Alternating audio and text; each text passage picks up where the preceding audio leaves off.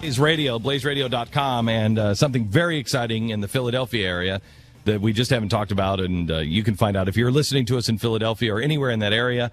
Go to theblaze.com/Philly, and you'll see the future of the Blaze and Blaze Radio, and it's great. But when I bring Jay Severin in, because on the blaze.com/radio and iHeartRadio for the Blaze, he brought up something that I thought was such a great observation, and he compared the way we're handling this healthcare thing to slavery. And he said, what are we doing? We're arguing the wrong argument. I wanted to bring him in. Hey, Jay.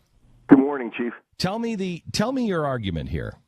I started to look at this and say, well, okay, we all sort of know the basics. Obamacare is evil. It enslaves. It's anti-constitutional. Our own government forces us to buy and do things we don't want. It taxes us for it. It's going to end up murdering people. So we know all these things, and I'm saying, okay, here we go. Here's the supposed opposition party, the party of Lincoln, no less, with the issue all teed up, right? We've got congressional hearings.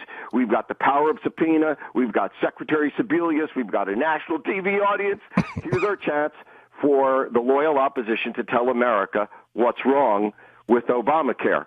And what I listened to for the day is people saying, hey, your website ain't working. What struck me was, imagine that at any time in our history we were given, and I hope to God we are given, a do-over on the mistakes we've made. I picked human slavery. It could be Native Americans. Maybe someday it'll be something else. But imagine we had this hypothetical hearing, and on the stand under oath, we had the chief administrative officer in charge of initiating slavery. And the very best objection we could conjure is, hey, your sign-up process isn't working properly. You really screwed that up. This proves it's time to delay and fix it. Fix it? Fix what? I mean, why is it I believe that Abe Lincoln would have summoned an argument of greater moral stature than, hey, your slavery arrests are way behind schedule. Let's delay and fix it. Just imagine, if you got it working properly, we could be processing millions of human beings like gangbusters.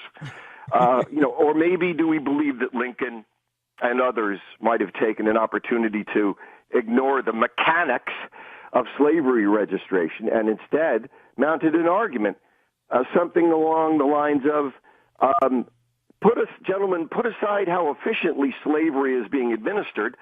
Slavery is wrong. It's immoral. It's anti-constitutional. And its flaw lay not in the inefficiency of how you're rounding people up, but rather in the immorality of enslaving them.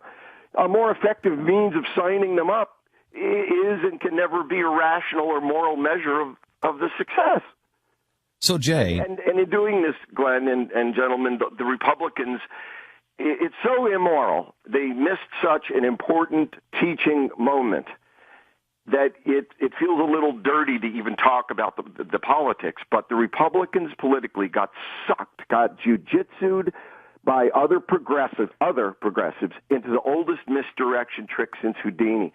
They allowed themselves to be trapped such that now the argument for both sides isn't the virtues or vices of the system.